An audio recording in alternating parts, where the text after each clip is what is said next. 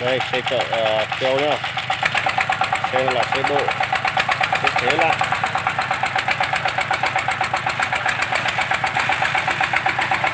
Nhưng mà mỗi lần nó chở 5 tấn đấy.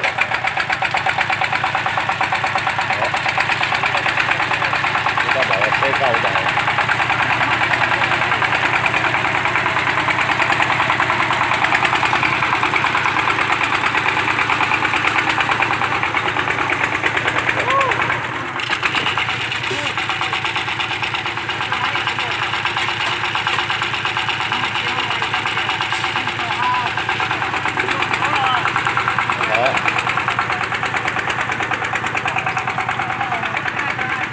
Xe này mà bảo là tớ mà lên đầu thì chắc là sợ luôn, không dám sờ luôn. Đấy. Ôi. Ôi. Đúng rồi. Tiếp.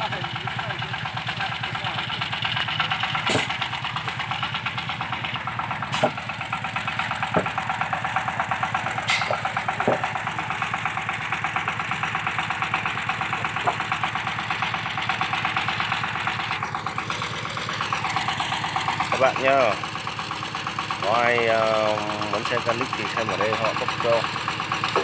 Những anh em người ta làm ở đấy đấy. Đó.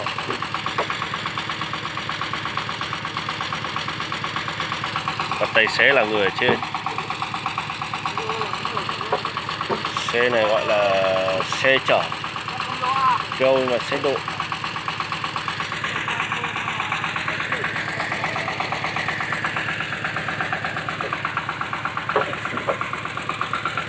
Có một số đang hạ trên này nữa.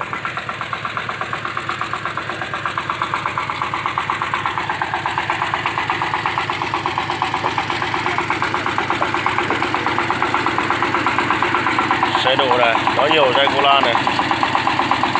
Phần máy, úi dồi ôi, máy Pháp 5-6 giây luôn. Đây biết xoay đằng sau cũng có cầu đẩy luôn.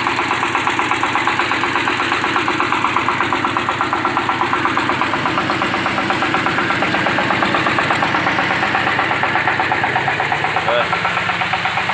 Cho người ta là ở đấy nhá.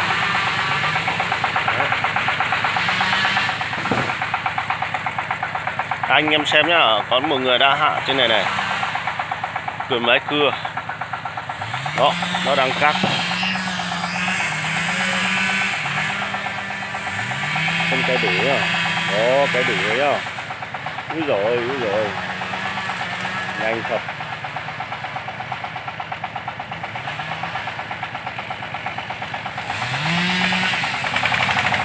Anh em cùng tôi đi đâm khẩu rồi. Úi dồi ôi.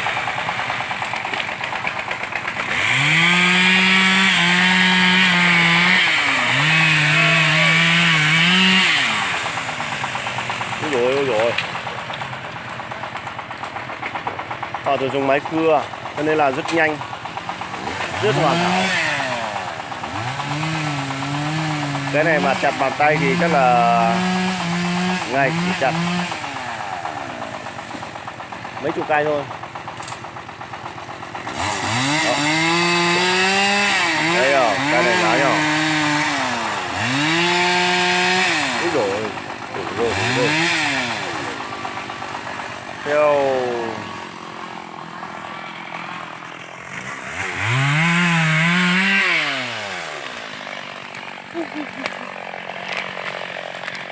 đấy, tôi phải sợ. Người sợ cho đánh chạy nhá. Không biết là đủ đâu ấy. Đừng có bảo là đủ vào đây nhá. Ôi dồi ôi.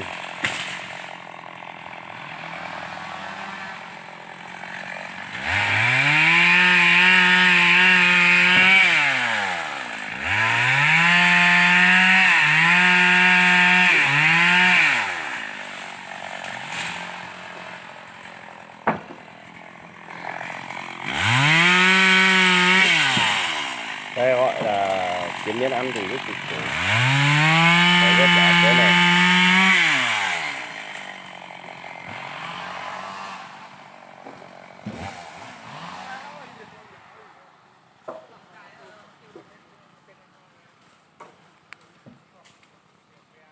giờ kiểu nó mà chỉ từ mùa ta nó tập được đúng không nó cho con đó có bị sao ta nó không phải bị ồ thì có đi tao chỉ mua tao ấy tao chỉ đi tao bị đó này hay đi con bỏ nói tới quần đâu tân rồi cái quần đâu khuê rồi tông tông mà đeo con đó nữa đi tao áo thêu thêu lỏng rồi còn này dùng 90 tấn rồi bạn thế được rồi đây nhá xe độ một xe chế đã chở tăng bốc